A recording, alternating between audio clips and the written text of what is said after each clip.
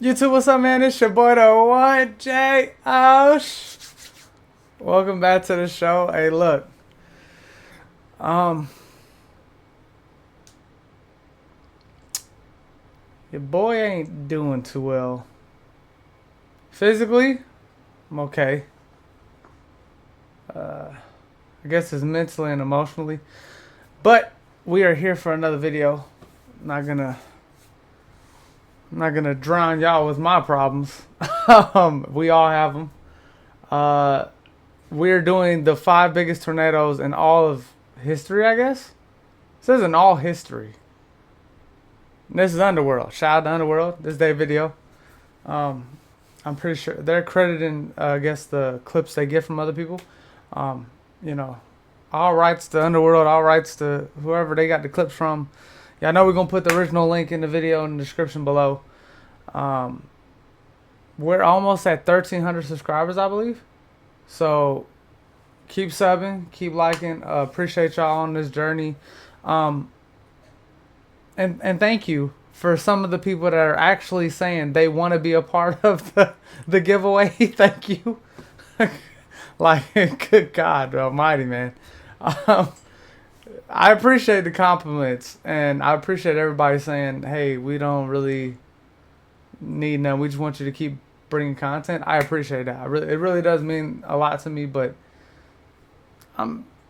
let me give y'all something back. Like, I appreciate y'all too. But yeah, if I was to guess off the top of my head, because I don't know what they mean by biggest tornadoes, if they mean size of the tornadoes, or if they mean damage, or how much they cost, or how many people's lives were lost. Off the top of my head, I feel like Bridge Creek or more 99. I'm thinking El Reno. I'm thinking Joplin. I'm thinking Tri-State. I'm thinking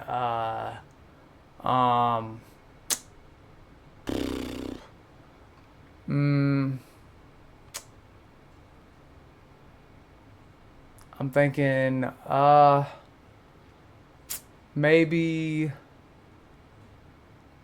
the other Tri-State. I'm thinking maybe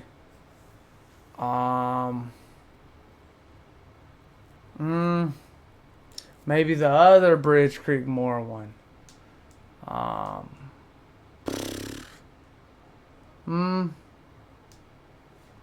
Maybe the Jared tornado, the walking, the dead man walking tornado, the Gerald, Texas one. I said Jared. Where'd I get Jared from? Gerald, Texas. Those are all the ones that come to my mind off the top of my head. I don't know what they're gonna go Tornadoes by, are some of the most interesting yet destructive forces on Earth. I'm sure many of us have seen videos of tornadoes online, hope everybody's doing but well. never in person.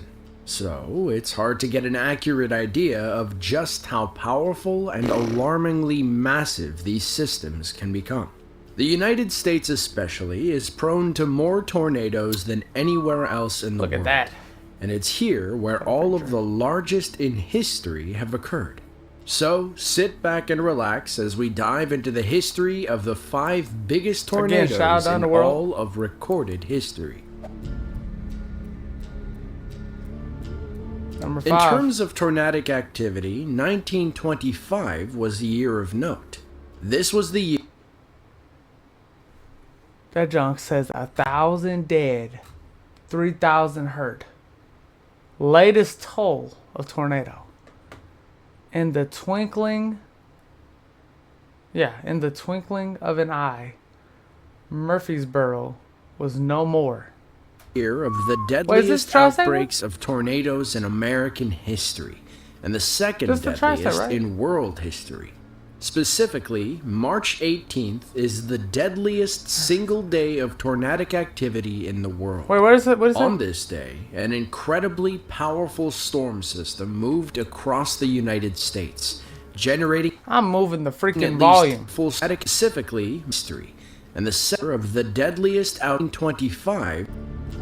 1925? In terms of tornadic activity, 1925 was a year of note. This was the year of the deadliest outbreaks of tornadoes in American history, and the second deadliest in world history. Specifically, March 18th is the deadliest single day of tornadic activity in the world. On this day, an incredibly powerful storm system moved... I'm so sorry, y'all. I'm sorry. First off, y'all know I gotta pause anyways, because copyright just doesn't play that. Your boy ain't trying to get striked. But the minute I heard on this day, the wrestling fan in me just came out. I just thought, for all my wrestling fans, you hear on this day, you understand. Across the United Just States, childish. generating at least 12 significant tornadoes. These various tornadoes spanned various 12? states, such as Tennessee, Kentucky, Indiana, Alabama, and Kansas, among a few others. All of these occurred on the same day and were all part of the same storm system. In addition to these confirmed tornadoes, system? there were undoubtedly a few others that touched down in various places, but with much less impact or notoriety. Right. One particular tornado that was spawned from this storm system came to be known as the Tri-State Tornado. Here we go. It first touched down in Reynolds County, Missouri, just north of Ellington. It started as an EF1 or EF2, upending trees and toppling structures. It claimed its first life when a farmer was caught in its path. But as it continued on, it grew larger and its winds whipped faster. There were some reports that it even formed into a double funnel for a while. It went through many populated areas, even destroying some schools in the process. It eventually grew into a massive EF5 tornado with winds of nearly 250 miles per hour. This was one of the worst tornadoes that the world had ever seen. Not only because of its power, but because of its speed, how far it traveled, and how long it was on the ground. This tornado was more than a mile wide, or 1.6 kilometers, and moved at an incredible 70 miles, or 112 kilometers. So you're not even out driving it. First off, this is 1925. Them cars wasn't even moving that fast anyway. You're screwed. 70 miles per hour? The only positive, I guess, is it just going over. Like that. But with 250 mile per hour winds, it don't matter. You're cooked. Per hour. It spent more than 3 hours on the ground, traveling for nearly 219 miles. Bro, a tornado for 3 hours? You gotta be on the lookout for a tornado for 3 hours, bro. Across 3 states and devastated over 164 square miles of land. That don't make make end, sense. 700 people died from this tornado, with nearly 13,000 others suffering injuries from this tornado. Miles of land. In the end, 700 people died from this tornado. Bro, this tornado took out 700 people.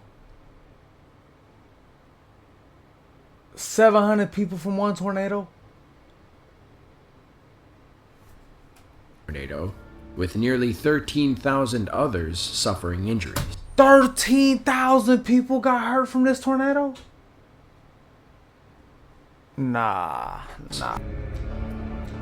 Oklahoma is located inside one of the most active places on Earth for tornadoes, known as Wait, how was that number 5? 13,000? Number 5. You ain't beating that. What we doing? It is a place in the central United States where cold air from the Rocky Mountains meets with warm, moist air from the Gulf of Mexico, resulting in some of the most powerful storms on Earth. On May 3rd, 1999, the city of Oklahoma City was seeing some pretty severe weather. While this was nothing new to them, this particular cell was a bit different. It produced a strong tornado that devastated southern portions of Oklahoma City along with numerous suburbs. When it first dropped out of the sky, it registered as an EF2 tornado, but it quickly gained strength and became an EF4.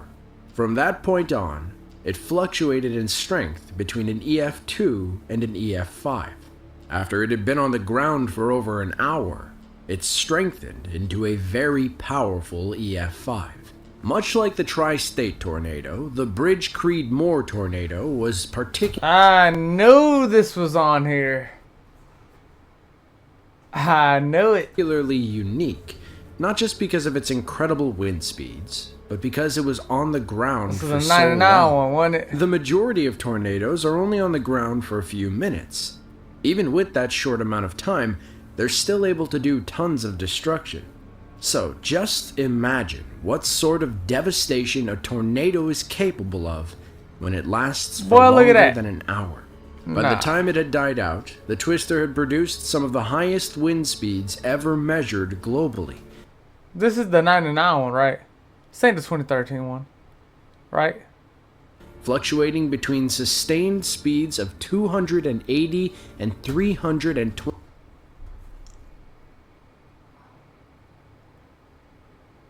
Did I just say 280 to 321? So what classifies stuff as an EF6? Because, brother, what? No, seriously. What classifies something as EF6? Because I'm pretty sure after 200, is that not EF5? Or am I tripping now? Did I just forget the Fujita scale? After 200, it's an EF5, right? This joint was 280 to 321. What are we doing? 21 miles per hour, or 450 to 515 kilometers per hour. The tornado grew to a size of about 1 mile, or 1.6 kilometers in width, and traveled for 38 miles, or 61 kilometers during its lifespan. 36 fatalities were reported, and the total costs associated with the destruction amounted to over $1 billion US. Now, see, that don't make no sense, though. When we see them from a distance, many of us could describe tornadoes as ominously beautiful. They look like skinny fingers of... I ain't never said a tornado was beautiful in my life. Nah. Tornado and beautiful do not go together. No. No, brother. That reach down to the earth, sometimes forming strange shapes. One particular type of tornado are known as wedge tornadoes, which are twisters that are wider than the distance from the ground to the sky. Those are the tornadoes that are fat. Fat tornadoes that eat a lot of ice cream and cake. In other words, it looks like a wall of cloud. This was the case on May 22nd, 2011, when an EF5 tornado landed in the city of Joplin, Missouri. There you go, Joplin. The most expensive damaged tornado. Did the most damage. And I think it was the deadliest current tornado, I guess. The National Weather Service in Springfield, Missouri issued a tornado warning 17 minutes before the twister even touched the ground. When it did, it wasn't apparent to the people in its path that a tornado was approaching. Nope. It looked like a large wall of cloud that was surrounded by rain and wind. Yeah. And anyone with an untrained eye would not have been able to recognize the danger they were in. The duration of the Joplin tornado was more... Brother, look. If I would have seen that, I'd have just been... But... You can't think that's just a storm. Typical of an average tornado, as it lasted for 38 minutes. Yeah. But this one stands apart from most of the others due to its enormous shape. The people of Joplin were not fully aware, even with advanced warning, that what they were seeing was actually a tornado. I remember that broadcast. I remember that news broadcast they did at Joplin. Boy, you just see that thing pan over, you just see the straight tornado just sitting there. Just a wall of mass. The result, many didn't seek the shelter that could have saved their lives. During its life, it reached a width of nearly 1 mile and covered a distance of roughly 22 miles. The tornado killed 158 people and injured around 1,150 others. That's crazy. It was the costliest tornado to ever strike the United States, totaling around $2.8 billion in damages and insurance claims. Bruh. What? But hold on, wait. Okay, so they're doing size of tornadoes then, right? Because... yeah. Because each one of them are basically like a mile. And... yeah, so that means El Reno's got to be on here.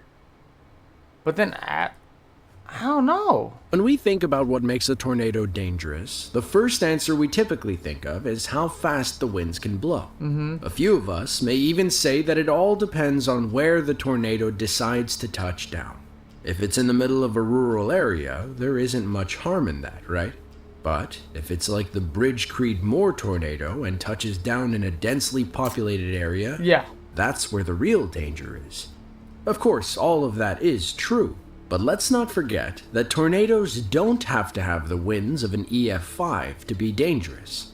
Tornadoes can grow in size, measuring thousands of feet across. At that size, even a weaker tornado can do massive amounts of damage. During the afternoon of May 22nd, 2004, there was a powerful weather system moving... May 22nd, 2004? What tornado was that? 2004? May 22nd, 2004? What tornado was that? ...across Nebraska, and it spawned multiple tornadoes. There was one in particular that was of particular significance. A powerful EF4 tornado touched down and churned across multiple counties in an hour and 20 minutes. But it wasn't the duration of the tornado or even its power that had meteorologists' attention. This twister measured over 2.5 miles across. That is over 12,000 feet. It is recognized by the National Oceanic and Atmospheric Administration as the... man, we got no video of it? No pictures, nothing? second largest tornado to ever be recorded. 2.5 miles wide? Most structures in the city were completely destroyed. There was even a coal train that was tossed off of its tracks. In spite of all this, there was only one fatality as the city was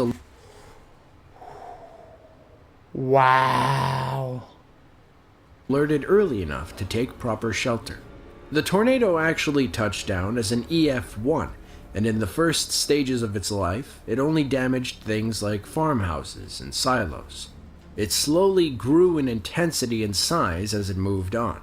Once it reached the city of Hallam, it had intensified into a powerful EF4 tornado and had grown to be just over 2.5 miles or 4 kilometers across. That's insane. The life of the tornado was rather long, with total time on the ground right around 100 minutes. It tracked a total distance... 100 minutes, quick math, that's like an hour and a half. Hour and 40 minutes. Dang. That's almost 2 hours. Of 52 miles or 84 kilometers. Total costs associated with this tornado are just north of $160 million. Wow. As we just stated, the Hallam tornado was the second largest tornado ever. So that means El Reno, right? It's got to be El Reno. Because I think El Reno is over 2 miles wide, like almost 3 miles wide. Something crazy, right? At 2.5 miles across, it's hard to imagine exactly how much larger a tornado can grow. In all reality, not much larger at all. But every foot larger is an extra foot that can destroy a building, carry off livestock, or crush a person. On Friday, March 31st, 2013, a very large and powerful storm... Man, what I tell y'all? I ain't gotta play it to know what happens. ...system was moving across Oklahoma. There it spawned a few weak twisters in some rural areas that did no damage. But there was one particular tornado that touched down about 8.3 miles southwest of the town of El Reno. Meteorologists were immediately concerned. So this list actually went by like the biggest, like the actual size of the tornado. See, that's the problem with some of these lists. They're not exactly always like completely descriptive. So you don't never know for sure. This particular tornado was gaining strength and becoming more violent at an alarming rate. As it moved across the landscape, it quickly grew in size. Had multiple vortices. Mobile weather radar revealed extreme winds of up to 302 miles per hour within the vortex, which were the highest observed winds on Earth at the time. As the twister crossed U.S. Highway 81, it had grown to a record-breaking 2.6 miles, or 4.18 kilometers across. It traveled for a distance of roughly 16.2 miles, or 26 kilometers, with total time on the ground being about 40 minutes. In the end, 8 people lost their lives from this tornado, including 4 storm chasers. Bro, the only tornado to kill storm chasers. Well, I don't remember exactly the statistics or like exactly if tornado or like not tornado, but storm chasers have died in other tornadoes since then. But I know this was definitely the first one where there was storm chasers that there was like recorded deaths for storm chasers. They were the first. Matter of fact, that was all the people that died pretty much with storm chasers. Well, no, it did take out a few civilians, I think, a couple. That's in the history of storm chasing. Miraculously, total damage was only around $40 million US. Yeah. Meteorologists named this tornado as the most dangerous tornado in storm observing history, even though it did not strike any towns or cities. There were a few reasons, aside from its sheer size and incredible wind speed. This tornado had an irregular path, turning in sudden, erratic fashions. Additionally, this was a multiple vortex tornado in which there were many vortexes rotating around a central area. Yep. This is not only what contributed to its sheer size, but its erratic behavior as well. The El Reno tornado still holds the record as the largest tornado in recorded history. Tornadoes are some of nature's most alluring yet deadly displays. Luckily, our early warning systems have come a long way, and now we are able to detect when one might form, saving countless lives. But, in the end, Mother Nature will do as she pleases. Mother Nature does what she wants. How many times I've been telling y'all this? Mother Nature don't care. To see more videos like this one, be sure to click the link on screen now. For sure. Shout out to Underworld. Go look at their channel. They got way more subscribers than your boy. But, yeah, again, the original link's going to be in the description below if you don't want to hear your boy yap or pause. Sorry. Not sorry. I'm not trying to get strike down. But, yeah, I've been telling all this for ages. Mother Nature don't care about race. You're rich, you're poor, don't care.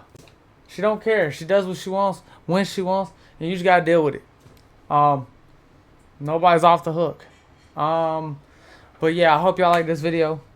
You know, like, share, comment, subscribe to your boy. We're gonna have more videos coming. It's your boy, the one J-O, and I'm out. Hee.